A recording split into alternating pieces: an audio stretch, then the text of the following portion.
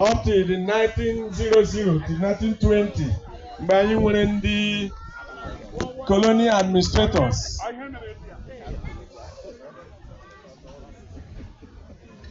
Ndị colonial administrators na ndị missionary bụ ndị mere introduce rice to us. Tutu rice abịa ihe anyị na-eriwu ji, ede, cocoyam, maize, millet, ka wuri ndị Igbo. N'ime nri ndị a niile mkpọrọ aha maize, cocoyam na ndị ọzọ, ji bụ the king, ji bụ eze, ya ka ndị Igbo na-asị ji bụ eze. Ji bụ ihe eji ama onye tozuru oke n'ala Igbo.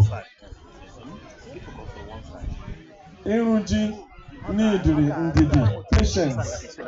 Ndị na-arụ ji aga ibu ụzọ kụọ ji n'ime ala, ji epupụta, ụda pee ji epe, steeki ya aga kwụọ n'elu bamboo or anything itinyere as wood.